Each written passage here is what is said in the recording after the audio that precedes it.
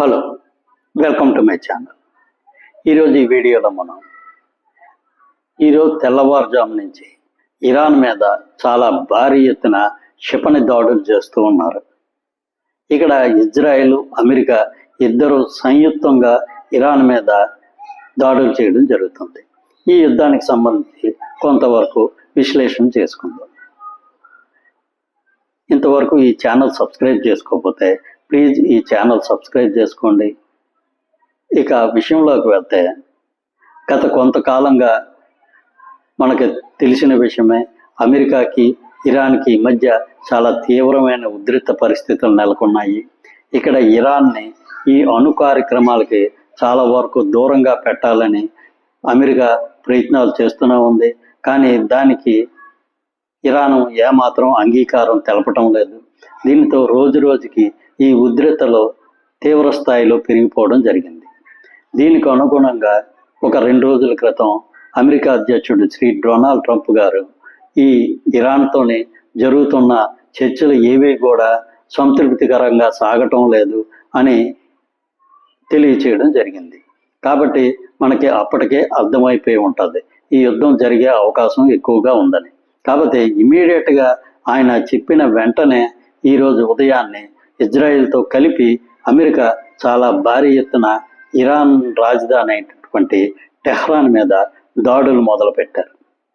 ఇక్కడ ఇరాన్ అధ్యక్షుడు, అదేవిధంగా ఇరాన్ సుప్రీం లీడర్ అయినటువంటి ఖమేనీ వాళ్ళు ఉండే గృహాల సమీపంలోనే చాలా భారీ ఎత్తున క్షిపణులతో దాడులు చేయడం జరిగింది. ఇక్కడ ఇరాన్ కూడా ప్రతిస్పందనగా చాలా తీవ్రంగా ఎదురుదాడి అనేది మొదలుపెట్టింది. ఇక్కడ ఇజ్రాయెల్ ఎందుకు దాడులు చేశారంటే, ఇరాన్ నుంచి భవిష్యత్తులో వాళ్ళ దేశానికి ముప్పు వచ్చే అవకాశం ఉంది కాబట్టి ముందు జాగ్రత్త చర్యగా మేము ఇరాన్ మీద దాడులు చేస్తున్నామని వాళ్ళు తెలియజేయడం జరిగింది. కానీ ఇక్కడ అమెరికా అనేది ఇరాన్కి చాలా దూరంలో ఉంటుంది. కానీ అమెరికాకి సంబంధించిన సైనిక స్థావరాలు ఇరాన్ చుట్టుపక్కల చాలా ప్రాంతాల్లో ఉన్నాయి. ముఖ్యంగా ఈ Qatar, Kuwait, Abu Dhabi, United Arab Emirates ఈ దేశాల్లోని చాలా వరకు అమెరికా సైనిక స్థావరాలు ఉన్నాయి. ఈ అమెరికా సైనిక స్థావరాలన్నిటి మీద ఇరాన్ దాడులు చేయడం మొదలుపెట్టింది.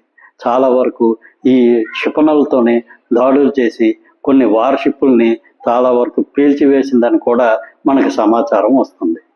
కాకపోతే ఏమైనా ఈ మధ్యప్రాచ్యంలోనే చాలా వరకు ఈ ఉద్రిక్త పరిస్థితులు పెరిగిపోయి ఇలా యుద్ధాలు అనేవి జరగడం అది ప్రపంచానికి కొంతవరకు సానుకూలత తీసుకొచ్చే అవకాశం ఉండదు. ప్రపంచం ఖచ్చితంగా దీని మీద వాళ్ళ కన్సర్న్ తెలియచేస్తూనే ఉన్నారు. ఆల్రెడీ నిన్నటి నుంచి పాకిస్తాన్కి, ఆఫ్ఘనిస్తాన్కి మధ్య యుద్ధం జరుగుతూనే ఉంది.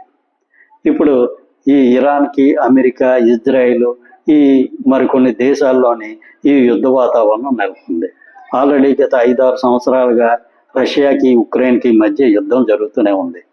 ఇలా యుద్ధాలు చేసుకోవడం వల్ల ఎక్కడ ఏ దేశానికి కూడా ఉపయోగకరంగా ఉండదు.